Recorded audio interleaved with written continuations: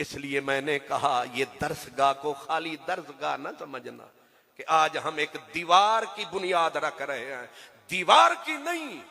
हजूर ज़ियाउल उम्मत रहमतुल्लाह अलैह से इन्हीं कानों से सुना था, फरमाते थे जहां मेरे अल्लाह का कलाम, जहां मेरे नबी का कलाम पढ़ा जाए, जहां सुना जाए, फरमाते हैं जिस जगह पे वो ईंट रखी जाए, लोगों इलाके वालों को मुबारक दिया करो कि लो तुम्हारे रिज्क की हिफाजत की जमानत आ गई। पता नहीं आप गौर फरमाया कि नहीं फरमाया। हजूर ज़ियाउल उम्मत कहते थे जहां ये सदा उठने लगे वो पूरे इलाके के रिज्क की हिफाजत की जमानत होती है। क्यों? इसलिए कि जब आप और हम पिछले पहर रात को सोते हैं, इन मदरसों में चर्चे कुरान के होते हैं।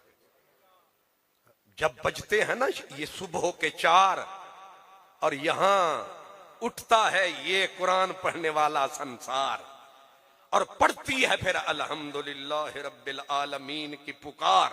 ऊपर से फरिश्ते कहते हैं मौला हुक्म।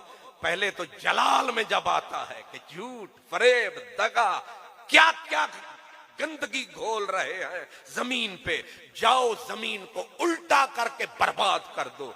लेकिन फरिश्ते कहते हैं वहां तो तेरे नाम लेवा, तेरे दीन के पानी देवा, भूखे प्यासे पड़ रहे हैं। आवाज आती है जाओ अजाब टालो, सदके मेरे कुरान के इनको संभालो। मेरे करतूतों का मुझे पता है, आपके करतूतों का चौधरियों को, राजों को, खाजों को, जट्टों को, बट्टों को सबको पता है कि हम सारा दिन क्या करते रहते हैं। एक अमल भी ऐसा नहीं कि उसकी बारगाह में कबूलियत के काबिल हो, लेकिन फिर भी बचे हुए हैं। वो बचाओ न तेरी वजह से न मेरी वजह से। हल तुरज़क़ून इल्ला बिज़ुअफ़ाइकुम, तुम समझते हो तुम मदरसे को कुछ देते हो, हालांकि गलत है। मदरसे को तुम नहीं देते, बल्कि मदरसा तुम्हारी इज्जत की भी जमानत होता है, तुम्हारे रिज्क की जमानत होता है। क्यों? कि खुदा की रहमत होती है तो मकई को सिट्टे लगते हैं, अल्लाह की रहमत होती है तो गंदम भी गंदम बनती है, अल्लाह की रहमत होती है खाने को रोटी मिलती है, ऊपर से बरसात बरसती है।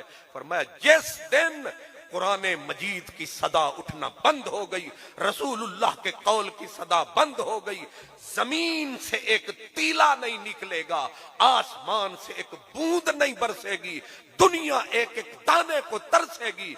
शुक्रिया अदा करो उनका जिन्होंने ये बुनियाद रखने का सोचा है।